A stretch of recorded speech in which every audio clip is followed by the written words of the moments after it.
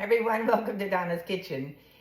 Today we're going to be doing our episode 5 of retiring items for the fall of 2025. And I guess you could call this collection, I'm going to call it gizmos.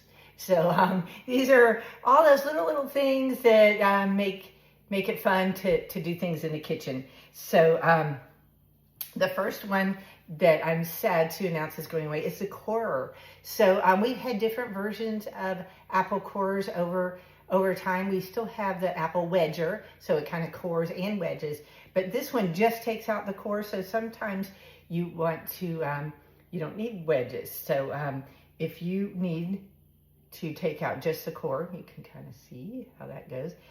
What we're going to do is we're going to put it down in the apple, and then when you get done, you can easily dump out the core like that. So it works pretty simple. You want to try to line it up. I don't know how well I'm doing at that, but works pretty simple. So go all the way through to the bottom and then pull it out. All right, so I did pretty good. This is a pretty symmetrical one, so that helped me out. And then, like I said, it's so easy to dump out the core instead of trying to wrestle it out of some other traditional core. Since that opens up, it just dumps right out. So that is very cool.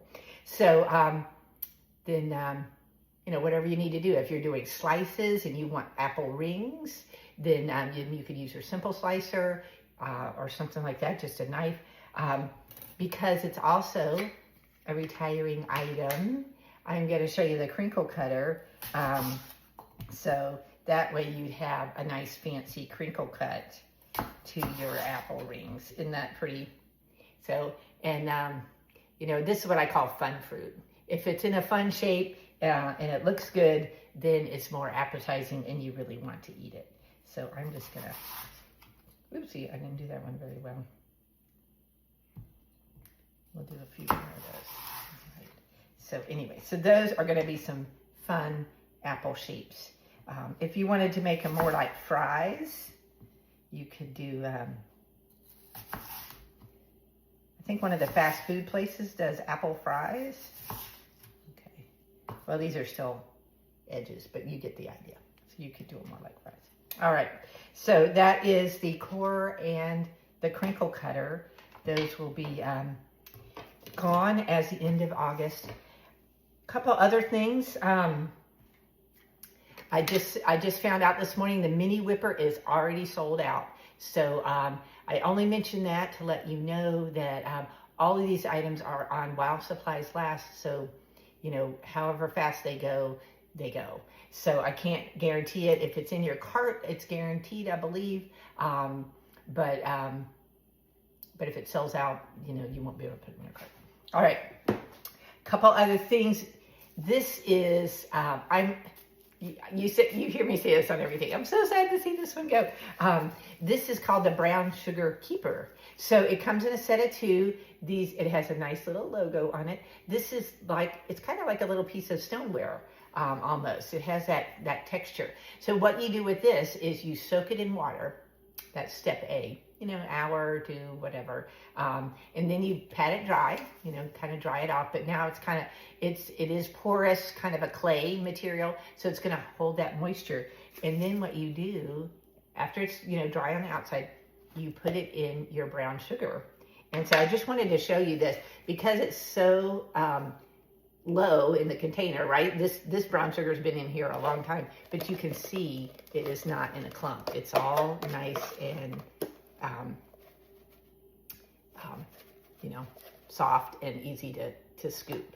So I just wanted to show you that as a good example for how well that works. So you just take your, after you've soaked it and dried it off, and, you know, hide it down in there in the bottom of your container. And, you know, you want to have a airtight container, and that's going to keep your brown sugar nice and soft and easy to scoop for months. I probably hadn't used that since Christmas time, so you can get an idea. All right, so 2 other quick things to show you. This is called the Mince and Roll. This was actually a new product. It's kind of come and gone pretty fast. I don't know if that's because they had trouble with the supply lines, but it has, it's got a blade in there. That's blade, you see that? Okay. It does have a blade guard. I'll show you how that goes on for storage. But so you would put your, you know, whatever you got in there. If you want garlic, if you want minced ginger would be another good thing. Whatever you're mincing, it could be herbs, you know. So herbs are so hard to deal with sometimes, right? Because they're just tender and it's hard to do. So you throw everything in there, and then it has this sort of a grippy bottom, and you just roll it. How cool is that? So it's just like Pampered Chef to make something like chopping herbs fun, right? So you just roll it, and I'm doing it on a cutting board, but you could do it on any kind of firm surface. It doesn't need to kind of be a firm surface. You wouldn't want to do it on tablecloth, for instance. Okay. But the blade comes out for cleaning, and there's this blade guard. So once you have that in there, I have it upside down. Is that right? No. Oh, that's right. I do have it upside down.